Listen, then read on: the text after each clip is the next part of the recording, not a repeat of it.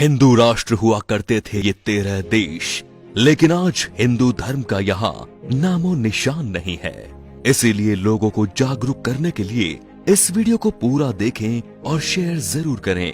Number 13, Afghanistan. Gandhara और कंबोध प्राचीन काल के राज्य थे जहाँ हिंदू राजा राज्य करते थे। उसके बाद यहाँ पारसी और बौद्ध धर्म के राजाओं ने शासन किया, लेकिन बाद में इन जमीनों को मिलाकर अफगानिस्तान बना।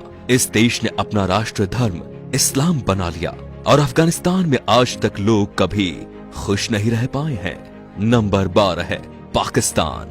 साल 1947 में पहले भारत का ही हिस्सा था और सिंध के नाम से जाना जाता था, लेकिन बाद में ये अलग देश बना जिसमें पंजाब, मुल्तान, पेशावर, बलूचिस्तान आदि भाग मिले। पाकिस्तान ने अपने देश का धर्म इस्लाम रखा। आज भारत का सबसे बड़ा दुश्मन यही है और आतंक की फैक्ट्री चलाता है। नंबर 11 है बांग्लादेश। साल 1947 में भारत के विभाजन के बाद बंगाल से कटकर पूर्वी पाकिस्तान बना।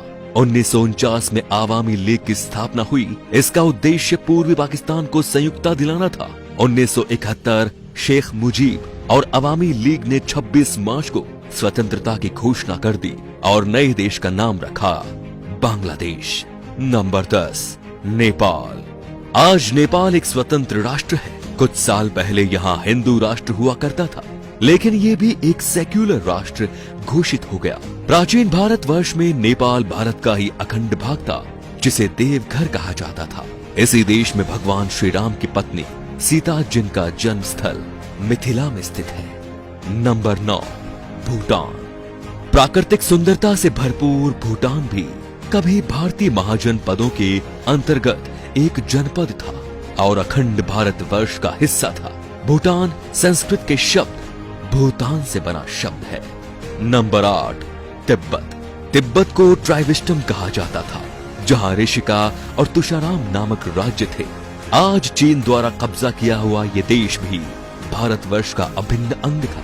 तिब्बत में पहले हिंदू फिर बाद में बौद्ध धर्म का प्रचार हुआ और ये बौद्धों का प्रमुख केंद्र भी बन गया। Number 7, Myanmar. म्यांमार को प्राचीन भारतवर्ष में ब्रह्मदेव के नाम से जाना जाता था। ये देश प्राचीन काल से ही भारत का ही उपनिवेशक रहा है।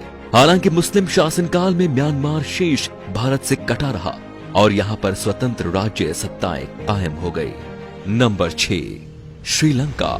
श्रीलंका भारतीय उपमहाद्वीप के दक्षिण में हिंद महासागर में स्थित एक बड़ा महाद्वीप है। ये भारत के चोल और पांड जनपद के अंतर्गत आता था। कालांतर में यहाँ के सिंघल राजा ने बौद्ध धर्म अपनाकर इसे राज्य धर्म घोषित कर दिया और आज श्रीलंका भारत से अलग है। Number 5, Malaysia. मलय प्राय द्वीप का दक्षिणी भाग मलेशिया देश के नाम से जाना जाता है। इसके उत्तर में थाईलैंड, पूर्व में चीन का सागर और दक्षिण और पश्चिम में मलक्का का जलडमरू मध्य है। उत्तर मलेशिया के बूजांग घाटी तथा मरबाक के समुद्र किनारे के पास पुराने समय के अनेक हिंदू तथा बौद्ध मंदिर आज भी है।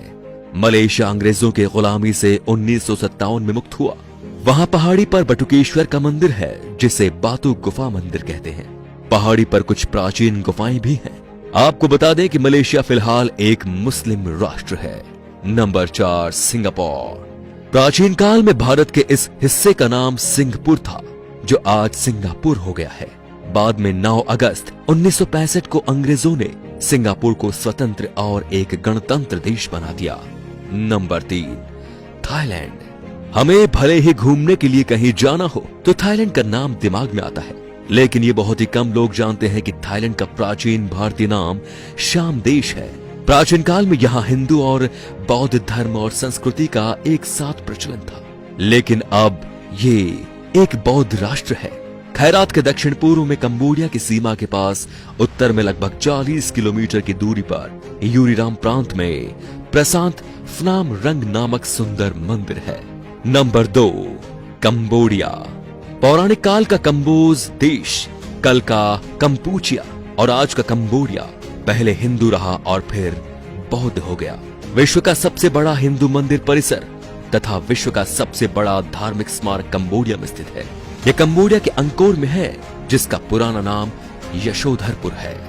Number 1, Vietnam. प्राचीन भारतवर्ष में वियतनाम को चंपा कहकर पुकारा जाता था। चंपा के लोग चांप कहलाते थे। वर्तमान समय में चांप लोग वियतनाम और कंबोडिया के सबसे बड़े अल्पसंख्यक हैं। आज के ये अपने आप में एक स्वतंत्र राष्ट्र है। भारतीय इतिहास के अनुसार भारत के सम्राट विक्रमादित्य संपूर्ण अरब को जीतकर अपने साम्राज्य में मिलाया था।